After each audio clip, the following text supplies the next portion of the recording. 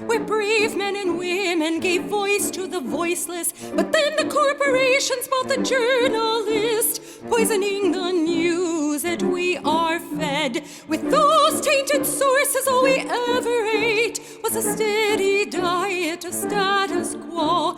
This hijacked narrative hid the truth of mass suffering, injustice, and corruption throughout our land.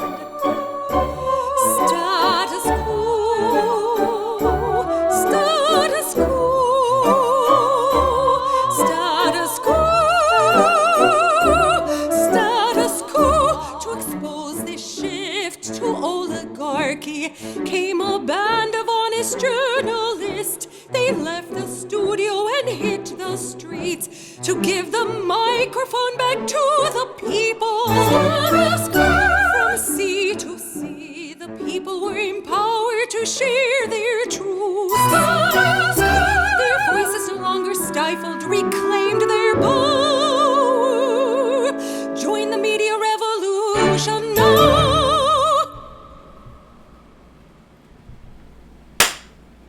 Hello, hello, hello. Jordan Sheridan, live from New York City. Status Coup in the house, and quite the news day. Quite the news day. Plenty to talk about. Oh, I got my little water thing in the shot. What are you going to do? I hope everyone had a lovely weekend. I had a little bit longer of a weekend celebrating the Jewish holidays. What do they say? Lashana Tova to my Jewish friends. A happy Jewish New Year. So that was pleasant with my family last night. And now we go forward. We go forward. And I am going to have, I'm not like the most religious, but if you want to consider a new year, we're going to have some good news coming up about things Status Coup is going to be doing in the field. So we'll talk about that in a little bit. Obviously, a major positive day for Bernie Sanders, so we're going to get to that and a lot of other things. We got 180 people watching already. We need every single one of you. Every single one of you. We need you to smash that like button. It's the thumbs up button right under that video. It is right there. We got 112 likes so far, almost 200 of you watching. Let's, every single one, hit that like button. The more people that press the like button, the more people that will see the live stream, and that's the goal. We want everybody to see this, like the live stream. Also, consider, if you're not already, consider becoming a member. We're now at 718 Status Coup members. Very, very important to keep building this. We are shooting for 1,000 by the end of the year, so that gives us 3 months, starting today, 3 months to get whatever that is, 282 more paying members a month we need to get. I think it's doable. We are going to do it, and we're not exactly a Bernie Sanders juggernaut, but we are a little engine that could, and we're going to keep fighting and keep going with our small dollar subscription membership. So as we grow our audience, we hope to grow our paid membership too, because this is how we grow. This is how we fund in the field journalism and a lot of other things. Also, follow us at Status Coup. Let me see what we're at right now, because I think we're close to 10,000 on Twitter. Where are you, my Twitter? So we are close. Wow, we are 140 Twitter followers away from hitting 10,000, which is pretty cool, pretty great. Status Quo has been around for about a year and a half, maybe. But we really only started pushing Twitter a couple months ago because we were really tweeting from my Twitter account since I had more followers, and we've only pushed Status Quo recently. So follow us if you're not following us already. Subscribe to our podcast, bit.ly, and join our email list. That's statusquo.com. Enter your email. So I didn't put it in the headline, but I want to start not on Bernie, which is obviously important, but to me, anytime a white police officer gets found guilty of murder of a black man, to me, that is a major story. So I'm going to cover this very, very important story. We'll get to Bernie and the big money news right after that. So for those of you who are kind of the OGs of Status Quo that were with us from the early days last year, we went down in October, so a year ago actually. to Dallas because I was told this just unbelievable story that a white police officer had basically barged in to a black man's home, his apartment. Guy was just chilling. His name was Botham John, hanging out on a Thursday night, and this white police officer intruded in, shot him dead. The Dallas PD, the police down in Texas, gave her every single benefit of the doubt, gave her a glove treatment that no black person in America would get. She was out of jail within an hour. She was shielded from the media, so the media could not see her coming out of that jail. She was allowed to go home and had days to scrub her social media. All of this when she literally went into somebody else's apartment and shot him dead. Botham John was a 26-year-old black man. For those of you that remember, we interviewed his friends, his minister, several people in the community about him. Well, today, very, very good news. Botham John's murderer, Amber Geiger, was very quickly found guilty of murder. And now this will proceed to the sentencing phase. A Dallas County jury on Tuesday convicted fired police officer Amber Geiger of murder for fatally shooting Botham John in his apartment last year. The victim's mother, Allison John, raised her arms in exultation as cheers broke out in the hallway outside the courtroom when the verdict announced shortly after 10:30. And here is a picture of Botham John's mother. You could just see, the emotion. Obviously, she's not getting her son back, but the emotion of justice, very rare justice, for a black man in America after the jury found Amber Geiger guilty of murder. We don't know what the sentencing will be, so, today is the day to celebrate, but cops have in the past gotten fairly cushy, lenient sentences. But why I think this is a victory is, Amber Geiger, for those of you that followed the trial, a very quick trial, broke down on the stand, saying that she, continuing with her story, that she thought it was her apartment, which was kind of ridiculous from the beginning, that she, thought Botham John was rushing to her, that she gave him commands to stand back, which is laughable. Imagine somebody just intruding into your apartment and commanding you to do something, a cop or otherwise. So the whole defense from Amber Geiger was absurd. It was exposed that the police basically tried to cover the whole thing up, tried to protect her, tried to minimize media coverage, sent her to a jail, not in Dallas County, but about half hour away, took her out the back exit so no media would see her. She was allowed to scrub all of her media and social media. She forgot her Pinterest, which showed, as Botham John's lawyers would show in the case, some fairly Blue Lives Matter kind of bravado cop messages that weren't so kind to minorities. So Amber Geiger, whether it was an accident or not, she shot Botham John because he was black. That's the truth. If she would have intruded in or accidentally went into the wrong apartment, thinking it was somebody else's apartment, I venture to guess she might have acted differently if it was a white dude sitting on the couch. But I never believed that she thought it was somebody else's apartment. And frankly, thankfully, a jury found her guilty. But even though this is a victory and it's going to trend for a few hours, a man's life is lost.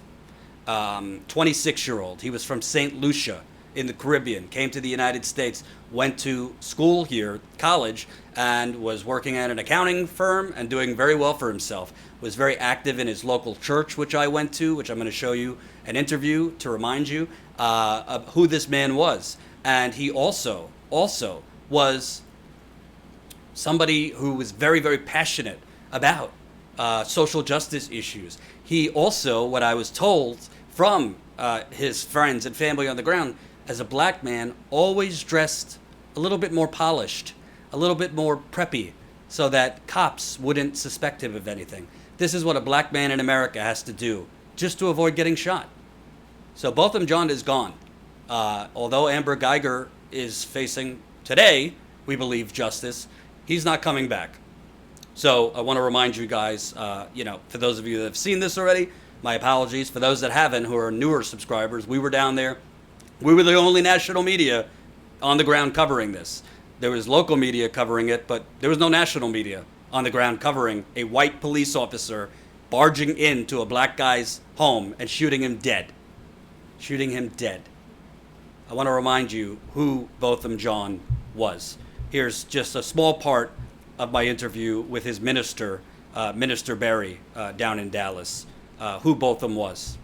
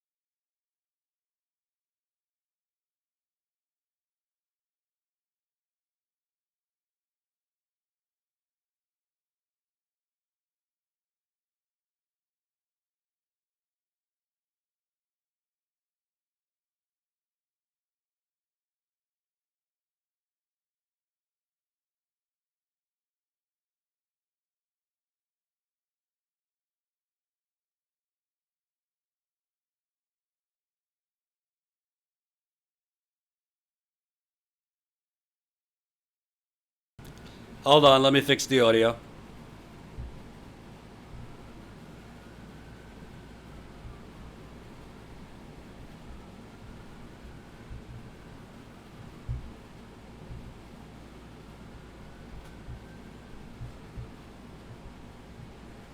Doo-doo-doo.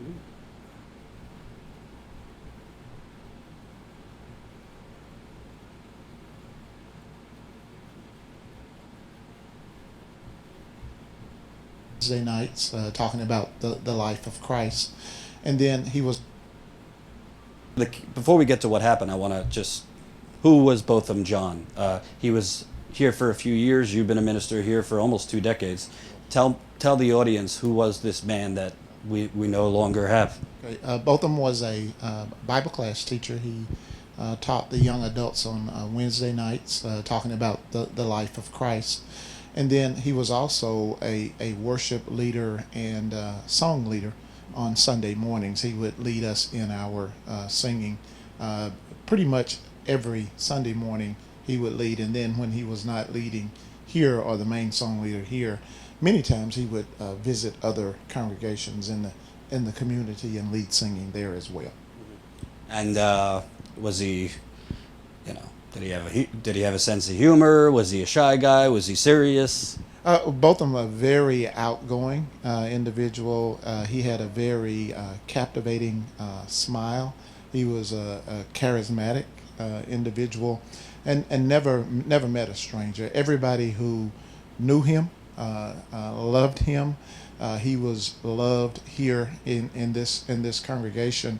In fact, probably maybe 2 or 3 weeks before he was killed, he and I had a conversation about how loved he felt here at the congregation, how he felt at home here. But yeah, very outgoing individual. Everybody in the church loved him. Everybody in our brotherhood who heard him sing always commented to me about what an excellent song leader he was. He was an individual who loved Jesus Christ. He was a very organized individual. He had even also started to talk to me about changes and improvements that we could make in our worship process here on Sunday morning. In fact, the night that he was killed, he was actually working on that with another individual here. They were texting back and forth, working on that, and it was something that we were getting ready to implement in our worship service. But of course, we were never able to do that because we lost him on September the 6th. And obviously this is, and just things here around church, that he wanted to improve, or just talking about different people here that he wanted to get to know, because he wanted to know everybody and he wanted to feel like at home and everything. And so, that's the kind of person that he was. He invests in people, and once he meets someone that he trusts, he doesn't take it lightly. He wants to get to know you, hang out, and everything. So that's kind of how we started. I was helping him out, meeting new people, and just I guess learning the ropes, you would say, here at church. So. And it's, his mother talked about this a little bit, but he was also pretty active as far as social justice. Basically, kind of, I wouldn't say he was like a lead protester, but he went, he protested on behalf of black men that were murdered, or after President Trump issued his ban of new people coming into the country. Can you kind of talk about that side of him? Yeah, he was very passionate about social issues and justice for people, especially immigrants, because he was an immigrant himself. He was here on a work visa, and just knowing that people weren't getting the justice that they deserved, he was very vocal about it. And the order that was issued by Trump when he first took office about not letting immigrants in or out, he didn't sit back and watch the news. He saw that there was a peaceful protest going on at DFW Airport, and he was down there, that night. The order had just went down, and he didn't waste any time. He went down there and protested well till 1 or 2 in the morning, and it was Sunday morning, and we had church, later on that morning, and he came to church, and he let me know that he was down there, and I wasn't surprised because I knew how passionate he was, and him being an immigrant, he couldn't stand by and let people that were just like him, get ran over by something like that. And so that's the kind of person that he was. He sees the need, and he goes down there and try to fulfill it or support it the best way he can. Did you guys ever talk about just police brutality? So that was a friend of Botham's, as well as his minister, and honestly, I'm very happy she was found guilty of murder. Obviously, it would have been a revolt if she wasn't, but I can't help but feel a little bittersweet, because I don't feel what the family feels, obviously, or what his friends feel, and his homeland in St. Lucia feels. But having covered many police brutality issues, it still doesn't bring the person back. It still does not bring the person back. And sometimes with these guilty verdicts, we feel good, but we take our eyes off of all the Botham Johns that don't get any justice, because the majority don't get justice. Trayvon Martin, Michael Brown, Jordan Davis, Freddie Gray, the list goes on and on. So I'm very happy she was found guilty, and the work continues and the reporting continues. We were able, that was a year ago, we were able to go down to Dallas at the time, Ty and I, and cover that because of you. That was one of the stories. We went down with our GoFundMe that we're less than 10 grand away from finishing. So real reporting matters. Not that we had anything to do with this this verdict, but I would hope we had something to do with raising awareness to this grisly assassination. That's what it was. So hopefully, we're in the final stretch here.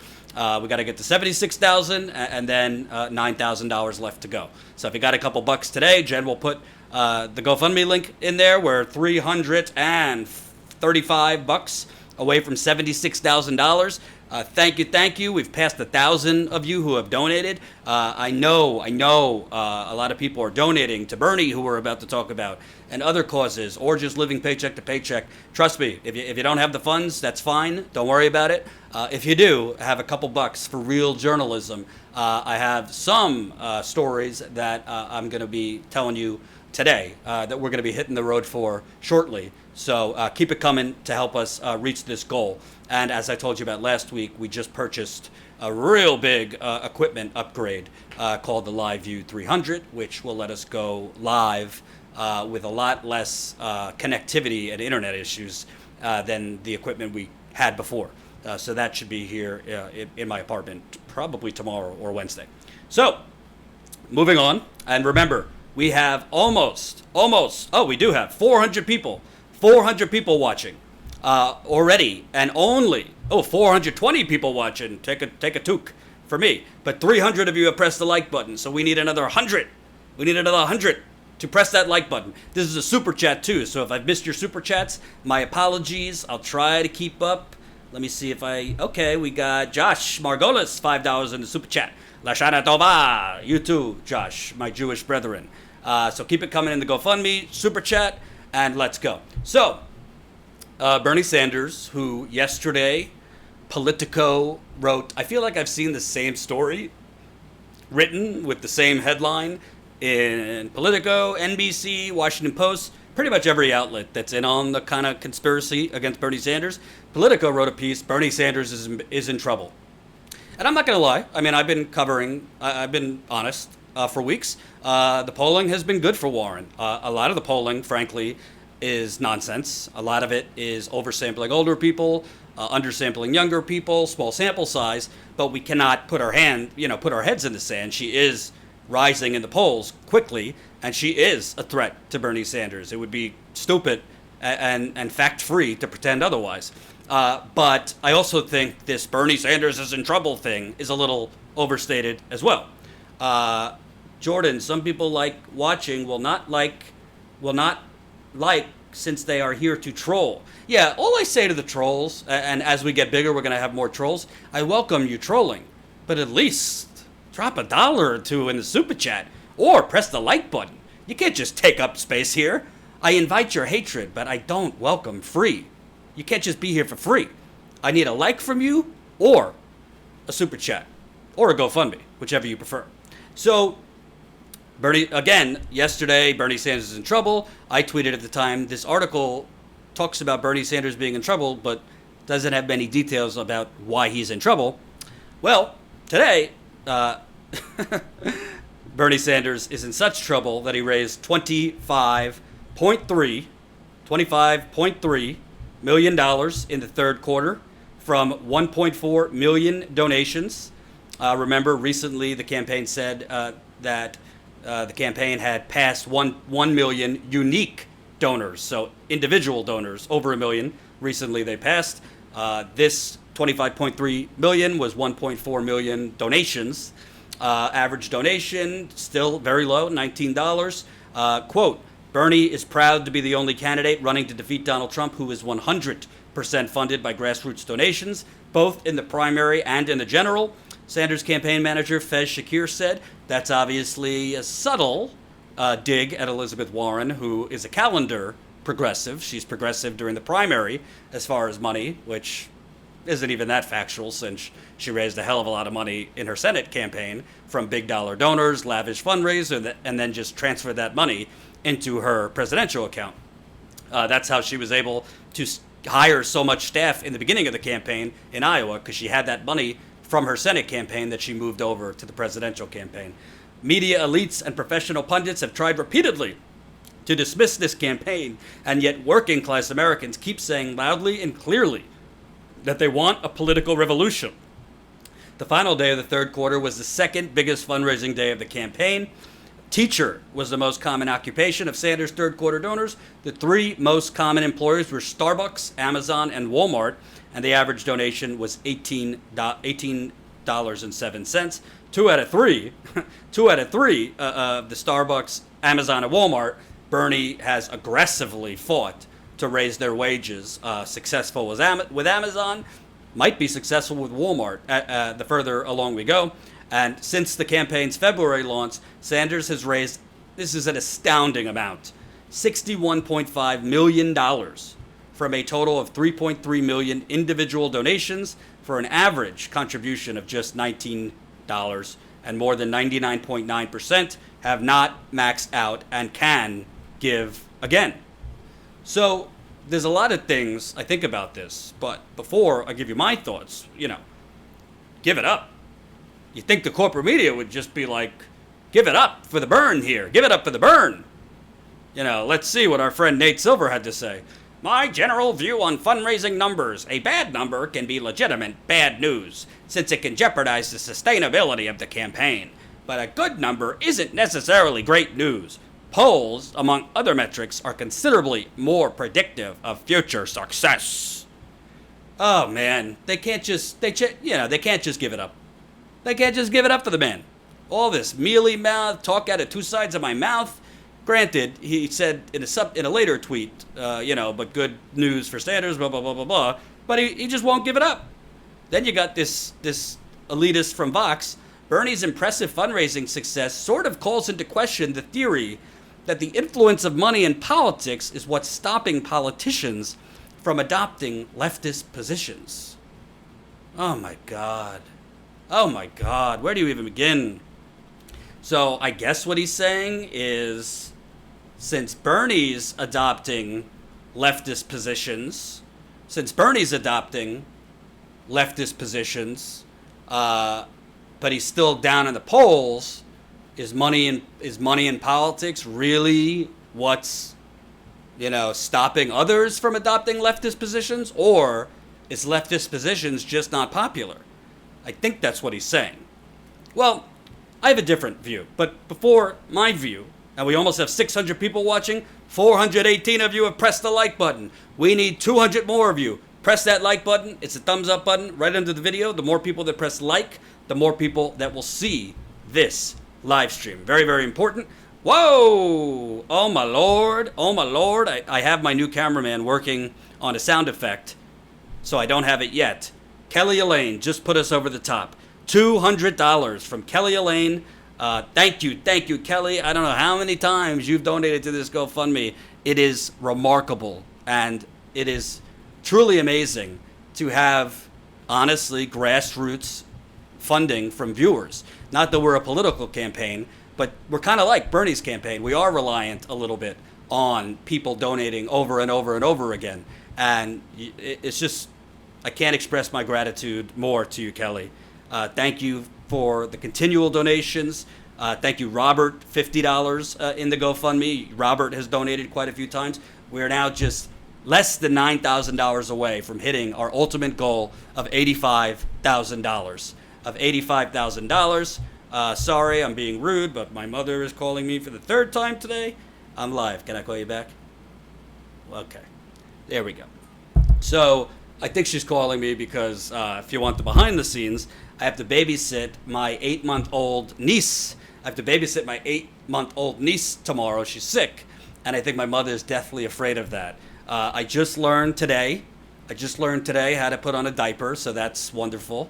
I think I'll be good on that. I did learn how to, not make her formula, but give her formula. I'm only going to be watching her for the morning, but, there's some nervous Charitans here. I know how to take care of a baby. It's going to be wonderful. But I think that's why she's calling me, so I have to call her back after this. But back to this. Listen, I'm not going to lie to you. $9,000, not a small amount of money, but I think we could do it.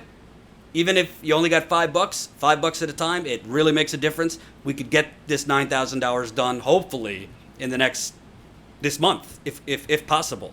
I would love to get this GoFundMe done, and then we could totally shift our focus to building through our membership, which is the long-term focus. Again, want to get to 1,000 by the end of this year, but I want to finish this GoFundMe. I know you're tired of hearing it, so let's go. Keep it coming in the GoFundMe. Let me read some super chats before I go on to Bernie.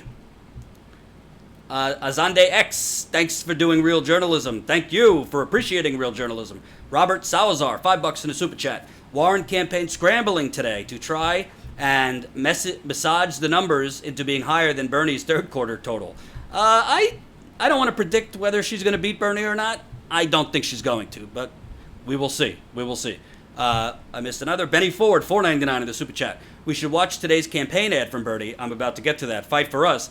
Then hear the points you would add to a Bernie ad to put on mainstream media. Well, why don't you just produce the show? No, I'm kidding. Thanks for the $5. And by popular demand, I'll play the ad first. Here is Bernie's first television ad, which will be played all over Iowa in the next week to month. Living in a family that struggled economically, powerfully influenced my life and my values. Bernie Sanders, fighting to raise wages for American workers, leading the fight to guarantee health care for all, standing up for civil rights, seniors, veterans, and our children's future. Whether it was Wall Street, the drug companies, or other powerful special interests, Bernie has taken them on for us. Now, our country is at a turning point, a dangerous demagogue tearing our nation apart. Hard-working people betrayed by Trump, a healthcare system that makes enormous profits for drug and insurance companies, and a planet on the brink of a climate disaster. In this moment, we need a fighter, Bernie Sanders. We know he'll fight for us as president because he always has. I'm Bernie Sanders, and I approve this message.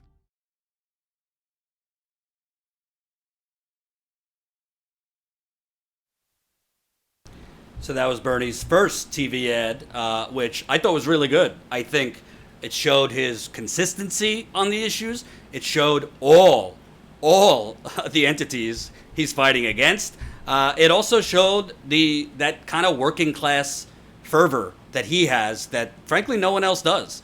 Elizabeth Warren might be rising in the polls, but the polls do not show her having a monopoly on working class voters. Frankly, remarkably, Joe Biden has just as many as Bernie, voters making $50,000 or less, and voters with just high school degrees, which is the working class. Those are the voters Bernie needs to pick up. So, to me, I think a few things. Number one, the polls are the polls. I'm not going to be a polling truther. He does need to rise in the polls. But I also think Bernie Sanders, to have a chance to win, was always going to have to do it unconventionally. He's going to have to expand the electorate, right? And I think what his campaign is doing that is not getting any coverage because it requires too much nuance. It requires the corporate media to actually lift a finger and look. And I hope to look on the campaign trail when we get back out there. And thank you for the super chat. Brian McManus, $5. If it wasn't filled with sewage, you haven't learned how to change a diaper. Bernie 2020. Why, thank you. Henry Lungu, $2. A proud, sexist, anti-woman residue Bernie fan in New York. There you go. Is my mother in the live chat talking about how nervous she is that I'm changing a diaper? Interesting. What I think Bernie Sanders' campaign needs to do is, number one, keep focusing on expanding the electorate, meaning on the ground organizing, getting people who traditionally do not vote. Those will not show up in polls. Pollsters do not call people that aren't registered voters or aren't likely voters, meaning they haven't voted in a long time. But there's more people in this country that do not vote than do vote. I also think Bernie Sanders, frankly, I don't care what pill he has to take, he needs to come out swinging in the next debate. He's got 11 people that are going to be on stage with him, including billionaire Tom Steyer, including, I believe, Tulsi is in this next debate, and the 9 others that he was on with next time. He cannot have another debate like last time. He can't wait to be called on. We need the Bernie from debate number 2, who was the fighter. And frankly, I think you have to be careful. You don't want to, hammer Warren over the head, because then the media narrative is going to be Bernie's desperate, going after Warren for taking his, voters away, which isn't exactly true. But I think he needs to start pointedly and specifically pointing out differences. And frankly, I would start with what was in that press release. He needs to say, I'm sorry, but you can't be against money in politics like in certain months on the calendar. You're either against big money in Washington, you're either against special interests controlling all the people on this stage, or you're not. And, my friend here, Senator Warren, has taken money from big donors and has said she will continue to. You cannot. What is the phrase? What is the phrase that he said? You cannot overthrow a corrupt system by taking their money. He needs to draw that distinction because, frankly, the majority of people and those Bernie Sanders supporters that have fled to her, frankly, with all due respect, haven't done their research enough to know that she's done some interesting accounting to throw this "I'm not taking big money, fat cat money." I also think Bernie Sanders needs to go very directly at Biden and Warren. Again, with Warren, you might want it. I don't think it's good politics to be aggressive towards her. I don't think it's good for any of that. Leo Rodriguez, $10 in the super chat. I've been following you since TYT. You're a true journalist, unlike the mainstream media. Thank you, Leo, for the $10 and the kind words. Going to have some news about some more journalism a little bit later, so keep going. We got 700 people watching. 552 of you have pressed that like button. Press that like button. We need 200 more of you to press that like button. It's right under the video, the thumbs up. If you're watching on your phone, X out of the live chat for 1 second, press the thumbs up, and then go back in. So I think Bernie Sanders needs to point out, you got one guy here who's going to leave 10 million people uninsured. The people that are going to get health insurance are still at the mercy of health insurance companies hiking their premiums, hiking their copays, co-insurance, deductibles, hidden bills, you name it. There's nothing in Joe Biden's bill to stop that. My friend over here is doing fundraisers with pharmaceutical executives. And my other friend over here, Elizabeth Warren, she says she's with me, but she has called Medicare for All a framework. I wrote the damn bill, okay? It's not a framework. It's a specific bill. And here are the principles in the bill. My friend over here also, frankly, her campaign has been suggesting she's open to other options. She has phrased that Bernie has given us a runway. You cannot have other options. You need a single-payer program because a single-payer program will not work with a public option. It will not work with a vibrant private health insurance industry. I think Bernie, to soothe anyone who might be nervous, could say there will still be private doctors. If you would like to go see a private doctor for something, I'm not abolishing private doctors, but there will not be the expansive private health insurance industry. And frankly, I have not met many people that are just dying to pay more co-pays and deductibles and co-insurance.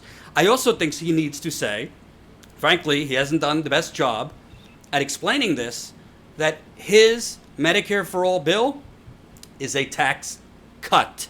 Bernie, if you're watching, bring a whiteboard. Bring a whiteboard, okay? I've said this over and over again. Put on the right side how much money people are currently paying, the average family, in premiums, copays, deductibles, co-insurance. Put on the left side how much taxes would go up for the average person. This side will be more, this side will be less. Erase that side. What you have is a tax cut. And the media could spin it any way they want. But you know the stories, Bernie. You could talk about the man, I just covered this last week, that had emergency back surgery, was facing paralysis, got that back surgery, which saved his body, got hit by a $650,000 bill. $650,000 bill, because insurance said not medically necessary. What about the 13-year-old girl who needed brain surgery? Aetna denied her. They denied her for brain surgery. She has never-ending seizures. I mean, the list goes on and on and on of insurance companies denying people. That's not going to change in Biden care. And we don't really, and frankly, if Elizabeth, and I think you should point this out, my friend here, Elizabeth Warren, she has some great plans, and she's been known as I have a plan, but on the thing that matters most to voters, healthcare is number one in the polls. I don't know what her plan is. She says it's mine, but she's kind of talked a little loosely about that she's open to other things. What is her plan? I tell you how it's going to be paid for. How is she going to pay for it? Because the truth is, citizens will have to pay a little bit more, but they're going to save a lot more. And I also think Bernie Sanders is wonderful on the policy. He is, programmatically, he's on autopilot in terms of message discipline. He needs to get more personal. People need to see how affected he is by these. On that debate stage, in interviews, I want to hear him talk about the people he has met on the campaign trail. Why is it? Why are you fighting this hard? We know the X's and O's on the policy and why it's important. But to connect with that person who's just starting to tune in for the first time to the election, 4 months before Iowa, why is this so personal to you? What are the stories you've heard on the campaign trail from people denied care, people rationing insulin and other drugs? He has so far resisted in terms of talking about his mother, but that was something that made him very, very dedicated to researching and looking for alternatives to the American for-profit system, because his mother was sick for many years and he had to help care for her. So people want to see why are you basically fighting against the entire establishment? Is this just you're stubborn, or is there things, ways to connect?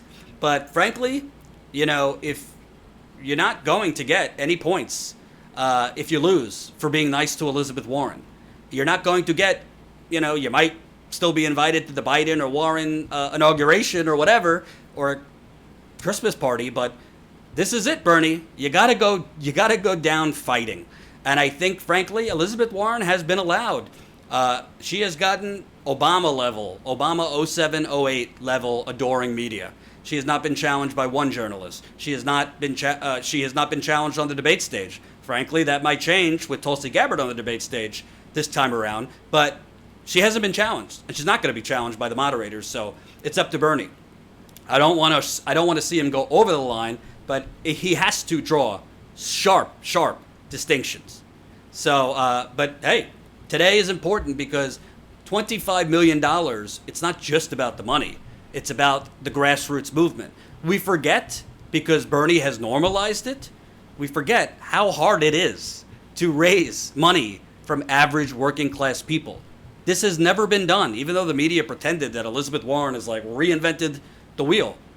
It has never been done before to raise this kind of money, an average donation of $19. That has never been done in the history of political campaigning. When you see segments like this, let me show you how MSNBC spinned it.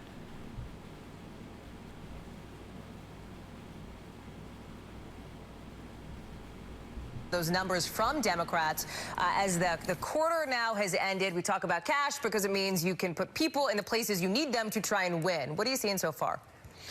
Well, so far, we're seeing big numbers from two candidates who I think were probably frustrated with the narrative that this had become a two-person race. The only two candidates to report their numbers so far, Bernie Sanders and Mayor Pete Buttigieg, both coming out of the gate with big numbers. Bernie Sanders reporting $24 million raised in this past quarter from more than 1 million donors. And Pete Buttigieg, his total number is down to 19 million from 25 million in the last quarter, but he spent significantly more time in the early states this past quarter than he did the one before. These are the two candidates who I think we can probably agree round out a lot of the top tier here. And as much as the language around the campaign over the last week or so has shifted to the idea that this is a Biden-Warren race, we see these two candidates trying to plant their flag and say, don't count us out yet. Now, if I can link this together with the conversation you were just having, both Warren and Biden's numbers will be very interesting when they do come out, because I would argue they're probably the two candidates on the Democratic side most closely associated with the impeachment issue. Biden, of course, because he has been the target of all this from President Trump, and Warren because I think she's probably the most free-speaking about the issue of impeachment and it coming out very strongly in favor of it. She had a gangbusters number in the second quarter, could lead the field once again. But just having both Warren and Biden's numbers will be very. First of all, I love how at the end they say, well, the conversation has really been a two-way race. You mean the conversation that you and your network have manufactured, that it's a two-way race? They just talk like, oh, it's a two-way race. The conversation has been about a two, like they're somehow separated from that conversation. They're not driving the conversation. They also are either just nefarious or just stupid, because this is the third or fourth time we've had to show you MSNBC putting up wrong numbers, wrong polls, Bernie didn't raise 24 million. He raised 25.3 million. Granted, I haven't watched MSNBC past that. Hopefully they corrected it. Hopefully it's an innocent mistake, but I don't think so. I think they're trying deliberately. How bad can you be? You know, how incompetent can your graphics people be, your producers? It's the same person that keeps falling victim to these wrong graphics that show his poll numbers incorrectly, that show other candidates above him in polls, even though he's actually above them in the polls. It goes on and on and on. And I also found it interesting that they say, oh, these two candidates round out the top 5. No, they don't.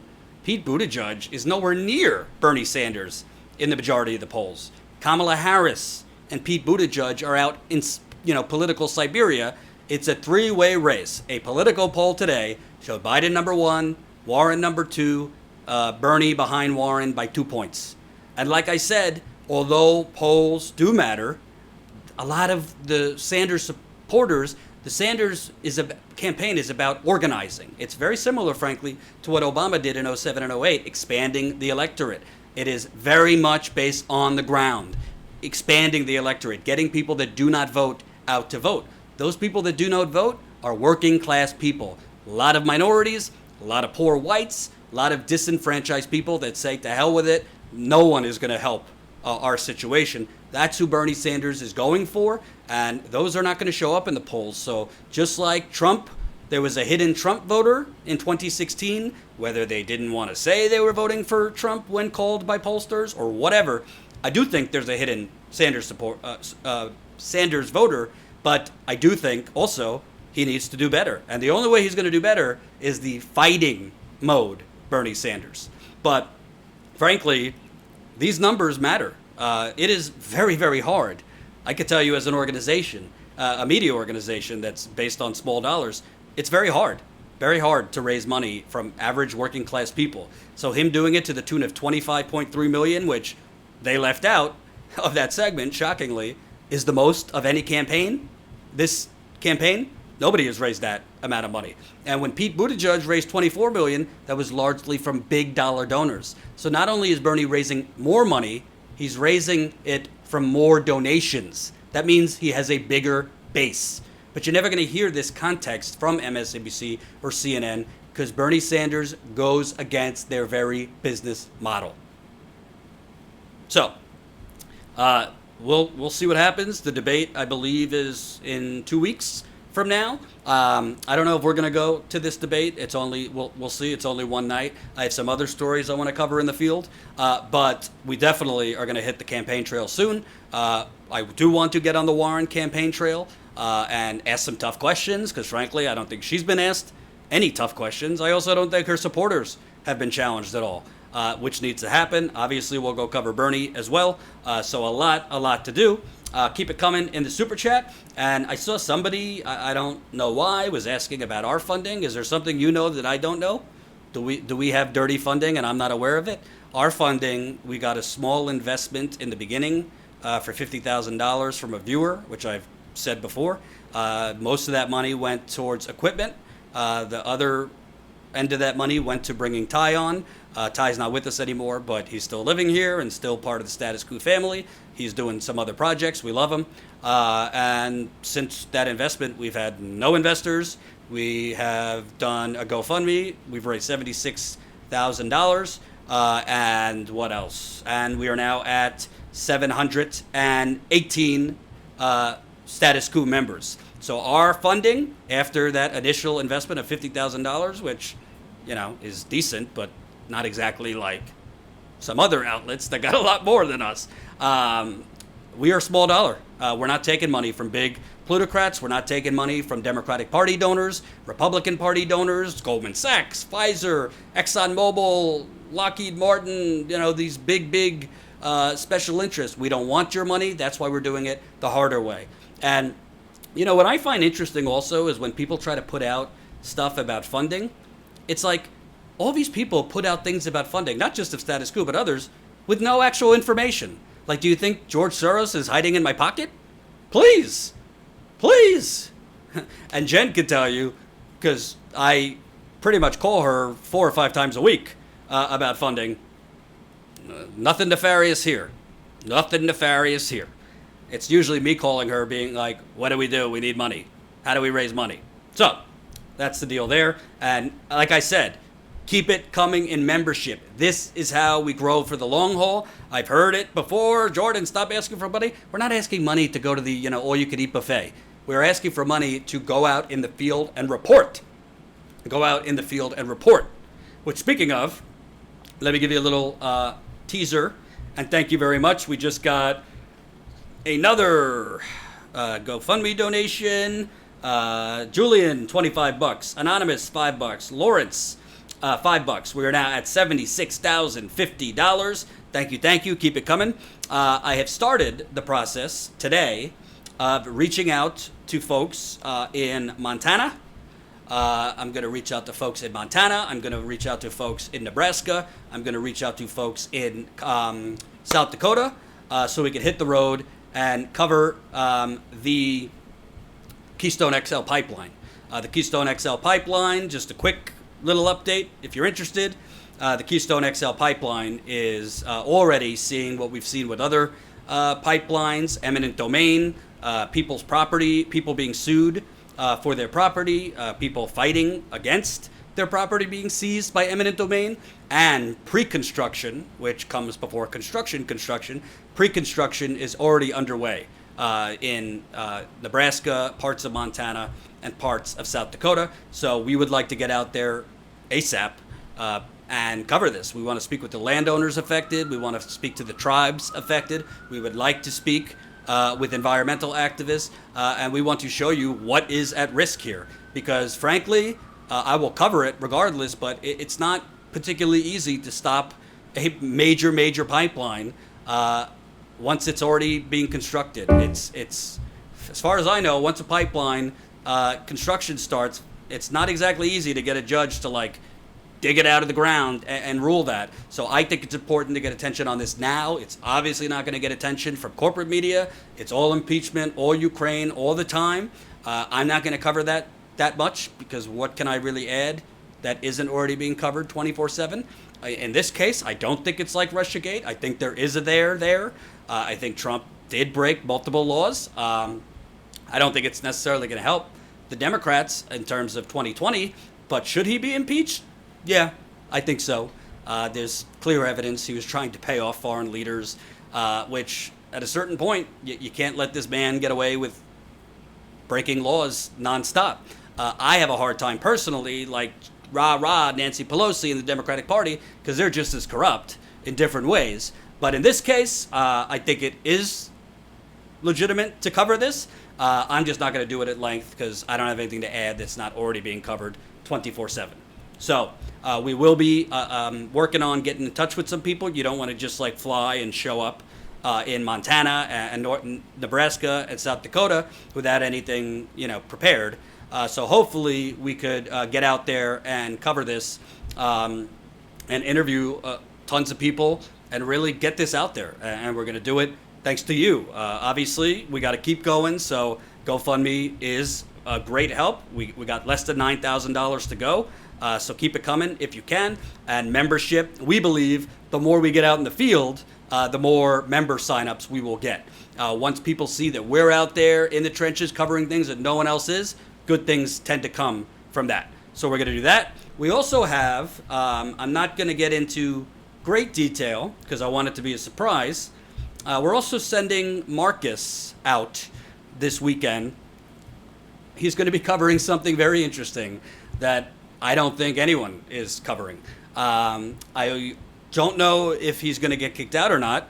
It's possible he'll get kicked out, but it's going to be a doozy what he's going to cover. That's all I could say. It's going to be a doozy. It should definitely be some interesting people. I think getting a camera in there will definitely show a whole nother side of this country or the United Corporations of America. So we're sending him there in Arizona this weekend. Joseph, our new cameraman, we're going to be working on some things here in New York too. So we got a lot of things coming up in the field, and I'll keep you posted about the details with Keystone. Also keep you posted because I'd like to get back on the campaign trail in the next 2 weeks probably for some events possibly Warren, Bernie. You get it. So, speaking of Warren, and for those that don't agree with me on the impeachment thing, listen, I'm not a fan of the Democratic Party, but I also think facts are facts. I mean, if you read the transcript, if you look at the facts around this, I mean, our president was trying to basically bribe another leader with, with dangling money over him. To me, that's not even the worst thing Trump has done. I think there's 3 or 4 other things that he should have been impeached over. But to me, the scary thing is we are impeaching Trump, but rah Joe Biden, Joe Biden is such a victim. Yeah, his son was on this board making $50,000 a month because of his expertise in Ukrainian oil, right? So, yeah, Trump did the wrong thing, but what Biden's son being on this board just shows that Joe Biden is the same old. And it's not just Biden. Chelsea Clinton has enriched herself being a kid of the Clintons. All these politicians' kids, basically it's a bank robbery. And it's just part of our corrupt system because politics is not about the people. Politics is about the power. And family members, friends, you name it, profiting off of their corrupt political connections. So I don't, and by the way, I mean, Jen sent this to me before this, and this is scary. I'm just letting you know, folks. Donald Trump, I don't think money does buy elections. Donald Trump was outspent 2-1 by Hillary Clinton, and he did still win, even though he was outspent. Trump, RNC, just blew away the Democrats. They just raised $125 billion in the third quarter. All of that money. Can you imagine all that money in Iowa, in New Hampshire, in the general election, in critical states, Michigan, Wisconsin, California, Ohio, Pennsylvania, about Joe Biden and Ukraine, or Elizabeth Warren and the Native American stuff. A new video came out today that she was interviewed when she was running for Senate in 2012 in Massachusetts, and the person asked in her home, the journalist asked in her home, can you show us some pictures showing your Native American heritage? And she just flatly said, no, not for you. So honestly, the amount of money Trump has to muddy the waters, to basically just bomb Joe Biden or Elizabeth Warren, a lot of it, frankly, credible issues they have. The Native American thing is not a good thing for Elizabeth Warren. And who knows if the onion is peeled back further, if more is looked into, how many other times she used this Native American heritage to her advantage. Who knows if more is looked into in Biden, with Biden related to Ukraine. Did his children benefit from him in other countries too, in other ways? Money, this level of money, because that's just $125 billion raised the last 3 months. That's on top. They already had $100 million in the bank, the RNC, for Trump. So they're going to have a lot of money. I mean, the worst thing they could say about Bernie Sanders is he praised Fidel Castro, and, he's a socialist communist. And I think Bernie Sanders could win that fight. As far as I know, there's no scandals in Bernie Sanders' closet. Just a bunch of, wrinkled shirts from Kohl's. So, Jordan, do you think Bernie is a saint? WTF? No, I don't think Bernie is a saint, but I just told you. What scandal does Bernie Sanders have? This man has been in politics for 35, 40 years. What scandal are they going to go after him? I don't think he put down on his applications that he's Native American. His child certainly did not make hundreds of thousands of dollars while he was senator or vice president off of that. Yeah, if you want to go after him for being a socialist, fine. But frankly, the polls show socialism is the new black. It's pretty popular in America, despite what CNN and MSNBC says. So I'll criticize Bernie when necessary, but these two other candidates have way more skeletons in their closet. Way more skeletons in their closet. So, right before getting the job in Ukraine, Biden's son was kicked out of the Navy Reserve for cocaine use. That is true. I didn't get into that because it's personal and I don't really care what drugs Hunter Biden takes. But the Ukraine thing is fair game. So, moving on. And remember, we're still pushing, even though we passed 76,000. Keep it coming in the GoFundMe. Hopefully, I'll have some updates before we head out into the field on some other stories we have in the fire here. Elizabeth Warren, who the media has essentially, she's reinvented the wheel on all things. She has a plan for everything. She has a plan for, if you have back pain, I have a plan for how you could roll out of bed, safely. I have a plan for everything. But healthcare seems to be a place that she hasn't particularly prioritized. Does not say Medicare for all on her website for months. I think it does now, but in kind of vague terms. She refuses to answer. Whether it's Colbert, whether it's on CNN, she won't answer how she's going to pay for Medicare for all. She has also talked at length about, this is just a framework. Bernie has created a runway, but there's a lot of different options. As I've showed you before, there's, she said, we'll just got to get everybody just around, sitting at a table, everybody just come together. Yeah. Zaid Jilani, he is with, where is he with? I think he's with Current Affairs, or Prospect. My apologies to Zaid. I don't remember where he is, what outlet he's with, but he was with The Intercept. He does great work. Found this gem from Elizabeth Warren in 2012, running for the Senate. Let's take a look. Before I knew you. The Czarina, something like single-payer healthcare, government-run payer, far lower administrative costs, that sort of thing, would be the Senator Warren prescription, would it not? I think right now what we have to do, I'm serious about this, I think you've got to stay with what's possible. And I think what we're doing, and look at the dust up around this, we really need to consolidate our gains around what we've got on this. But you do support single-payer, do you not? No, what I've got right now... That you have you not?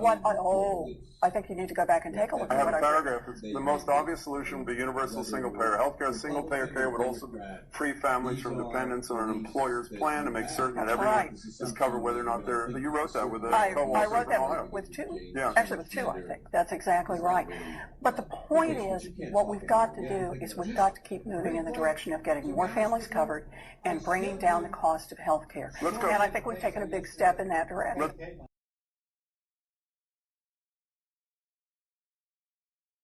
I want to play that one more time and stop at the part that I think is the most important. Before I knew you. If you were the Czarina, something like single-payer healthcare, government-run payer, far lower administrative costs, that sort of thing, would be the Senator Warren prescription, would it not?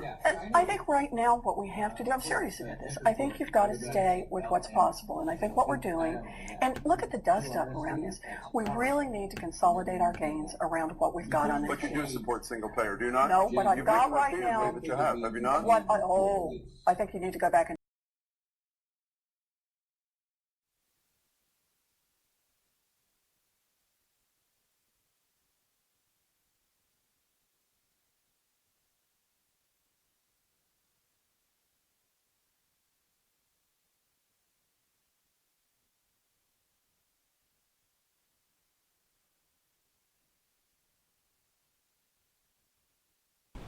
Oh God, I really need to put a sign on the camera. Unmute your microphone. I'm working on it. Unmute your microphone. This was not in 2005. This was not in the 90s. This was this decade, 2012. Her saying, we need to stay within possible. We need to stay within what's possible. If I looked away, that could have been Hillary Clinton who said that. We need to stay within what's possible, and specifically, no, when asked if she supported single payer. This was 7 years ago. Okay? So, 7 years ago, and great work. I never saw this interview. We'll have to dig into some of her other interviews to find inconsistencies. Jen nor I have had a lot of time because we're also working on a major investigative story behind the scenes, so we're juggling a lot of things. But we'll definitely look through more of her interviews from her time running for Senate, see if we could find any gems like that. But 7 years ago, you just flat out said no. Right now, you're hemming, you're hawing on there's a runway. Bernie's given us a runway. We got to get everyone to the table. It's about, we got to lower the costs. This is all code for I'm open to other options. I don't feel in my gut. With Elizabeth Warren, there's certain things in her gut that that she cares about and that she's passionate about. Financial reform, bankruptcy issues, Wall Street reform, these things. And I give her credit for those things. But Medicare and healthcare doesn't seem to be something truly, at core, something she believes in. Because if it was, she would have been talking about this years ago, and she would strongly say, I'm for Medicare for all, and that's really the only option that will work to not only bring down the costs, but to cover everybody. So if, when they keep saying, oh, there's not much of a difference between Bernie and Warren, and, oh, they're kind of in the same sandbox, and even people in progressive media and independent media who put this stuff out there, either they're gaslighting or they're truly just naive. I really don't know. I mean, frankly, there's people at the Young Turks that keep putting out there that Elizabeth Warren is like, they're not saying they're equally progressive, but Elizabeth Warren would be like just as good. Well, based on what? Based on what? The Elizabeth Warren from 2012, when she first ran as a senator, that Elizabeth Warren? Absolutely. Because that Elizabeth Warren, to me at least, was fairly anti-establishment, and she didn't have a record, and she was talking the working class talk. And I really liked that Elizabeth Warren. But the political calculating version of Elizabeth Warren, the one who chose not to endorse Bernie Sanders, the one who kind of sits out certain things based on how it's going to affect her politically, some people might say, and by the way, I'm not just talking about Emma. I know a lot of you think like this is a dig at Emma. I know that she's a Warren supporter. There's other people in progressive media that kind of keep with this false equivalency that, Warren is like, 1B to Bernie. There's a lot of things that frankly should scare the living hell out of true progressives just on her kind of flexible wording and her flexible actions. I mean, it is not capital P progressive to be signaling you're going to take money for special interests and big dollar donors in the general. That's not like a small thing. That's a character integrity issue. That is a political moral compass issue. It's not a small thing that she did all these lavish fundraisers that we're just finding out about in 2018. Basically, like on paper, it was for a Senate re-election, but obviously she knew she was running for president, and she was just trying to raise this money so she could move, as we saw, 10.4 million of it over into her presidential account. And by the way, if you've raised all that money from fat cat donors in your Senate campaign and you've then turned it over to your presidential campaign, two things happen. One, you have a good amount of money to start, so you're able to hire and get a leg up in Iowa. She had more staff than even Bernie did in Iowa in the first months. And you could then say, oh, I'm above the fray. I'm not doing big fundraisers. I'm not taking fat cat money. And then the media picks up that you're, being pure. Well, you're not so pure. You just did selective creative accounting and you raised the money over here before you officially announced, and it's like, honestly, she has taken big money in her presidential campaign. It's just she took it a couple months before and transferred it over. I don't think it's a small difference. I mean, to me, not just to me, but in polls, in the presidential polls, but also in the exit polls, in the midterms, healthcare is the number one issue. So if this candidate, Warren, is being classified as I have a plan for everything, well, you don't have a plan for healthcare because you keep going all over the place. It's not just what Zaid found. She also, this is another thing. This was her campaign. One of her top strategists, Joe Raspars, was on with David Plouffe, Obama's former campaign manager, who's turned into a real establishment stooge, if you ask me. Her campaign manager, or strategist, is alluding to the fact that they're open to other ideas on healthcare. Let's take a listen.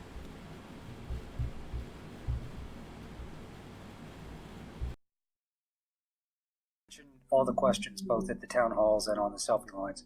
I don't know how many questions he's getting along these lines at those events, but certainly amongst political reporters, there's a sense that, the debates have been pretty strong for Warren, but questions about how transparent she's being. And, she has a reputation as a straight shooter around how she paid for healthcare plans. So I understand she wants to take that question to, listen, the benefits for working people, middle class, the net benefit's going to be positive. You're going to ultimately pay less for healthcare. Do you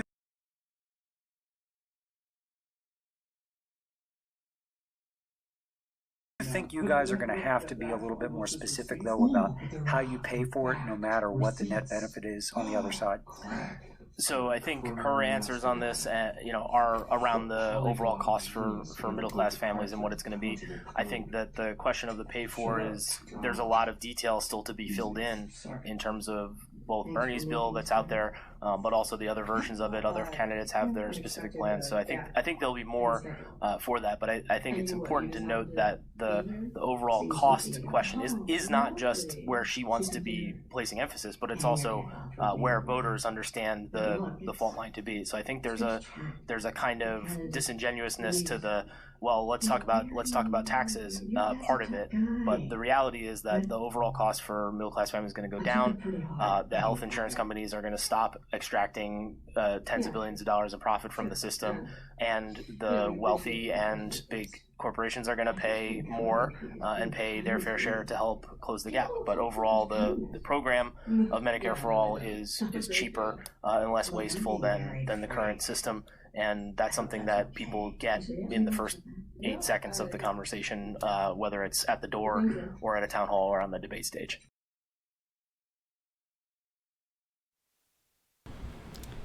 You could complain about the audio, but it's not on my end. That was in that clip. There was something else playing along with that podcast for some reason. It's not on my desktop. So apologies for that. Hopefully you heard, again, with this messaging from her campaign. She said it was a framework. Her campaign strategist says, no, my mic was off. My mic was off during that. So your status quo, your mic is on? No, my mic was off during that. So I don't know what to tell you. And Joseph, our new cameraman, will be here tomorrow. So if there is any audio issues, I'll have somebody here. So again, you're hearing from her, this is a framework. You're also hearing now from her campaign, a lot of the details need to be filled in. What does that mean? Bernie Sanders has a 100-page bill. They are filled in. If you disagree with some of the mechanisms in Bernie Sanders' bill, then come out and say, I believe in Medicare for all, but I'm going to propose my own plan because I think Bernie's plan is, deficient in area A, B, or C, right? So, they're basically alluding.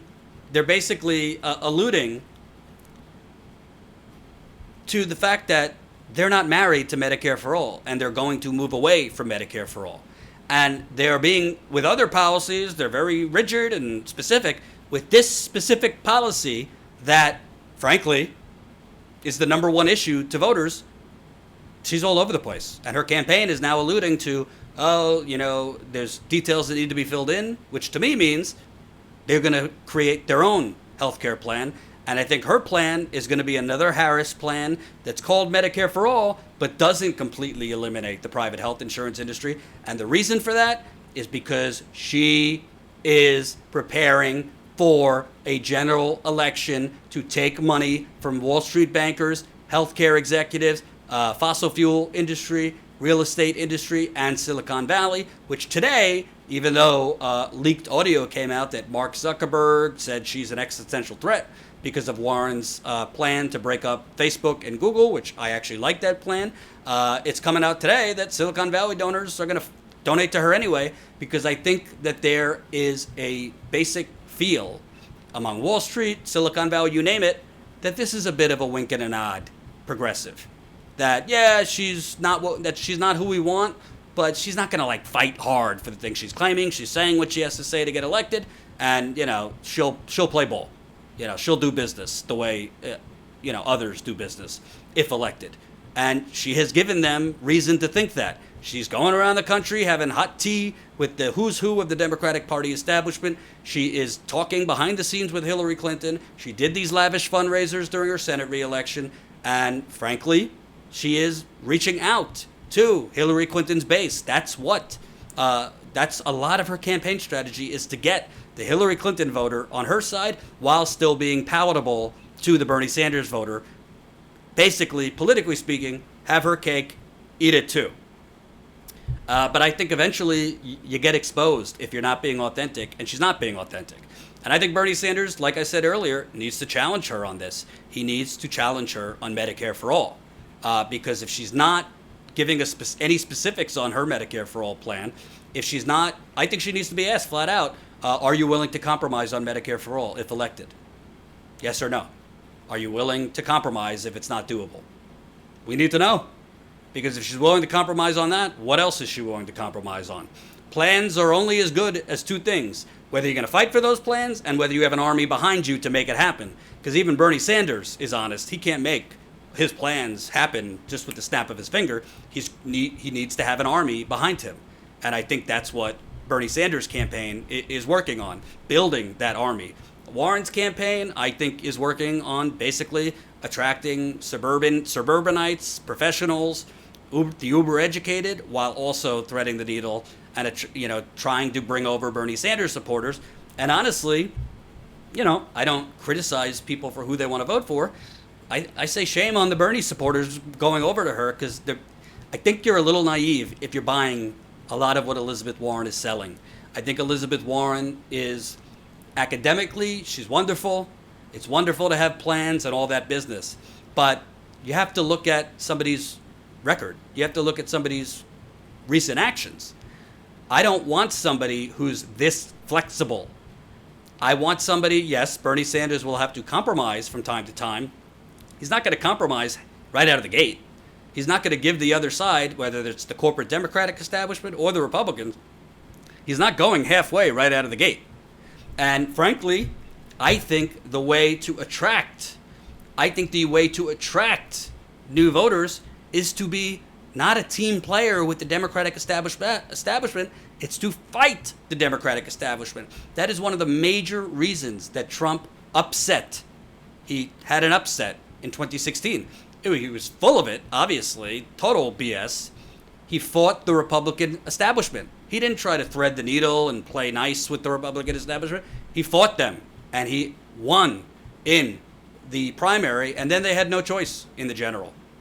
Because Trump had basically, with his line of BS and, fake marketing and all this, he brought over the Republican Party voters to his side. Bernie Sanders needs to fight the Democratic establishment. He doesn't need to play nice like Elizabeth Warren does, and he needs to start being open that that's what she's doing. Maybe your friends, this and that. I think Bernie Sanders has been in Washington maybe a little too long sometimes, because it seems like he wants to be diplomatic to these people and all this, but this is a dogfight, and these are your competitors. And let's not forget, Bernie Sanders tried to get Elizabeth Warren to run in 2016. She chose not to, but she chose to run when Bernie Sanders had laid the groundwork. She knew he was running again. She chose to run anyway, not be deferential to Bernie. I'm not knocking her for that, but Bernie doesn't owe Elizabeth Warren kindness. She's swimming all over the place and being very, slippery with words, policies, all that. He should point that out. Not aggressively. Again, that could backfire, but he should point that out. In terms of Biden, knock him over the head. Knock him over the head. So, I got one more story for you. Let's see where we're at. Thank you for the $5. Christopher, we are now at $76,055. Let's see if we can get to $76,100 before the end of this live stream. $5, $10, whatever you could do. Keep it coming. Thank you to everybody in the Super Chat, the GoFundMe, membership, obviously. We're trying to grow that membership as much as humanly possible. We want to hit 1,000 members by the end of this year, which obviously once we get back in the field and people see us covering what's actually going on rather than 24/7 Ukraine Gate, I think we're going to be definitely bringing in some new people signing up to be members. But you can sign up now, statuscoup.com/join. Join us for as low as $5 a month. It makes a big difference. So, Jen and I are working on an investigative story related to Flint. And this development in Flint, I think, is a preview of something very, very unsettling. So you see, state settlement could mean a payday for Flint water victims. Obviously, if you remember, all the criminal charges were dropped a few months ago. There was huge outcry from Flint residents, rightly so. At the time, I thought it could possibly be a decent thing. I thought they might be dropping most of the charges to go after bigger fish. Based on reporting I've done since, I think I was not correct on that.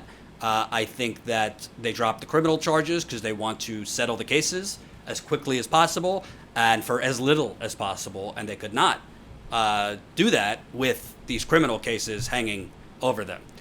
So a source is telling a local 6 News that between 25,000 and 30,000 victims of the Flint water crisis will eventually share in a multi-million-dollar out-of-court settlement with the state of Michigan. In a story only on 6 News, Capitol correspondent Tim Skubic reveals that mediation to resolve this case is moving into its final stages. Thousands of adults and children were exposed to unhealthy levels of lead. We know that part.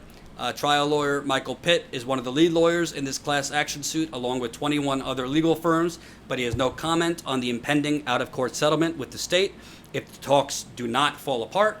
After Gretchen Whitmer was elected, along with Attorney General Dana Nessel, it became clear that they were serious about reaching an out-of-court settlement to avoid a lengthy and perhaps even embarrassing trial.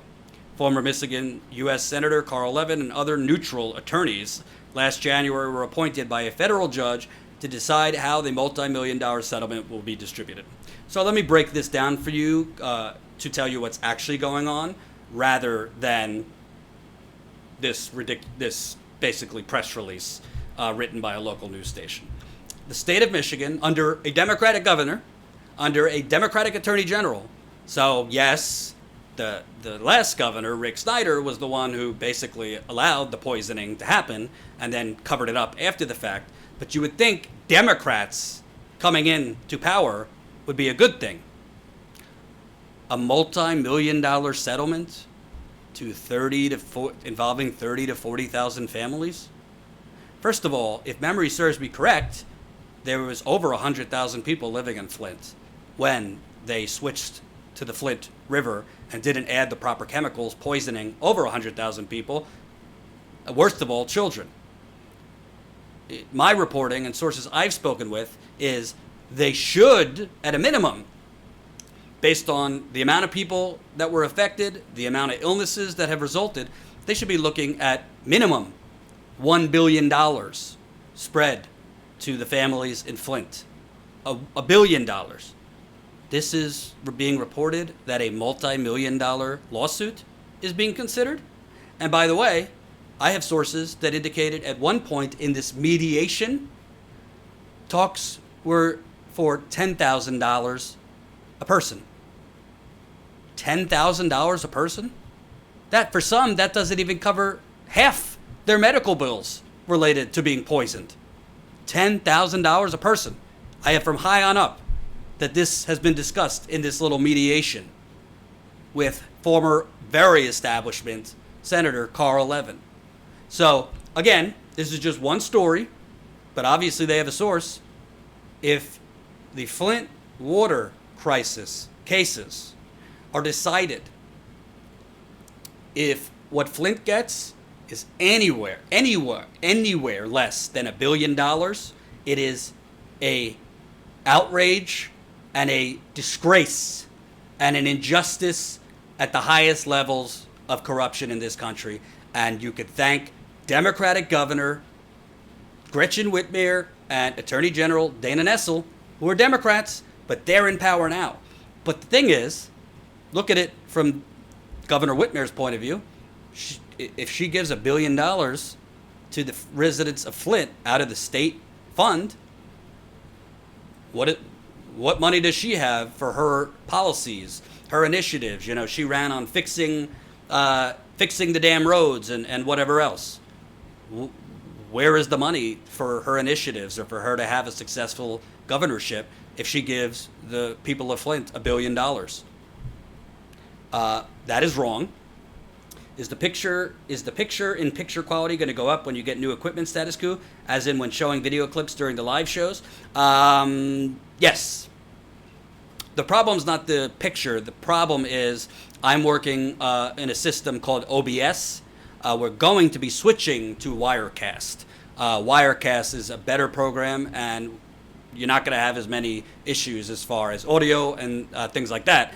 The problem is I'm basically juggling being live with you and switching things, which is not easy for me, and I'm not a good tech person.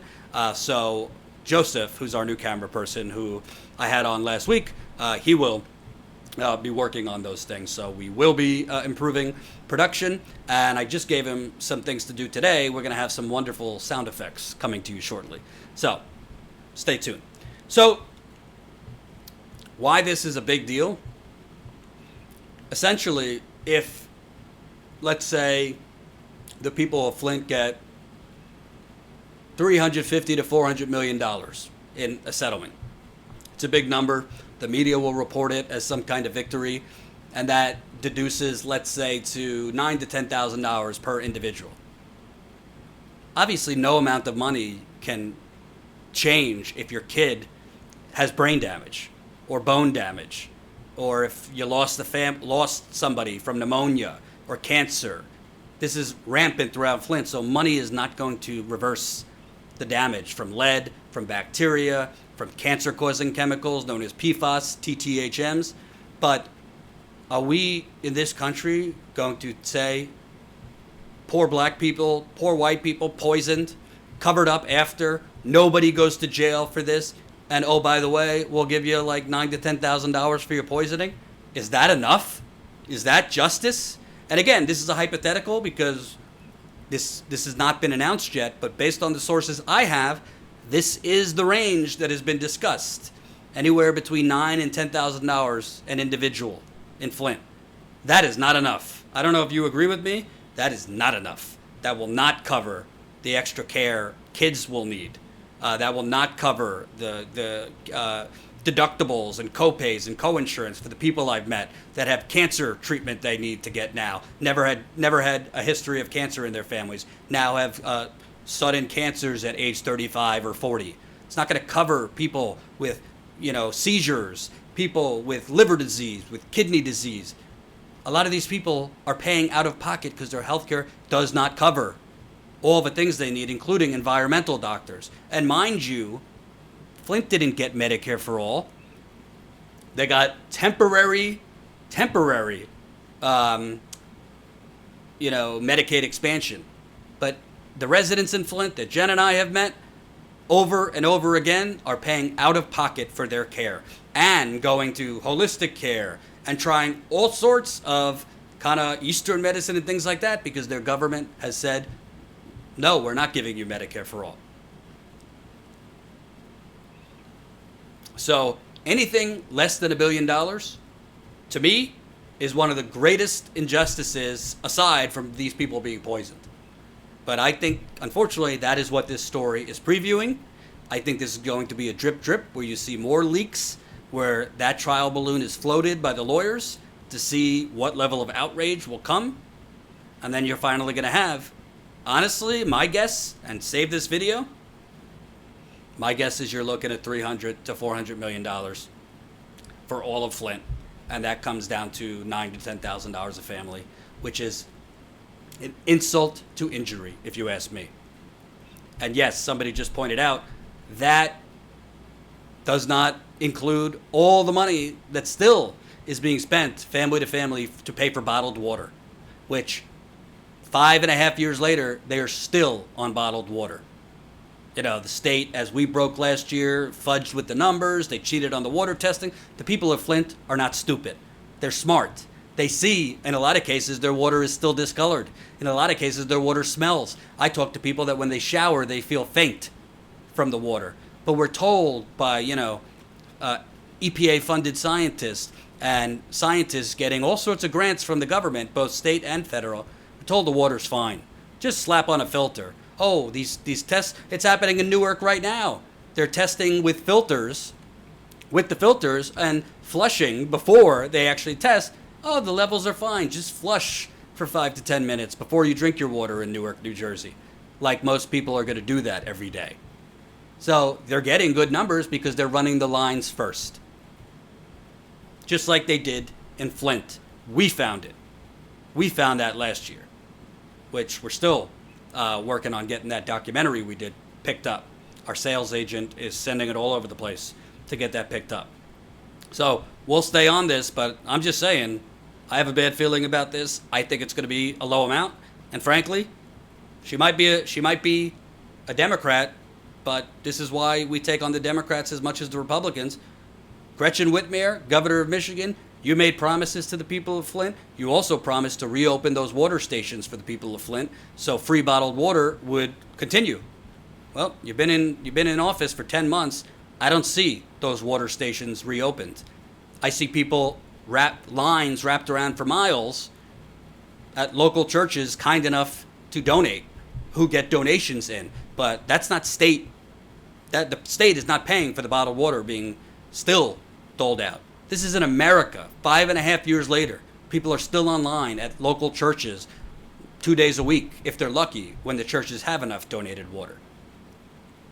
And we want to focus 24/7 on Ukraine, and it's coming to a community near you, folks.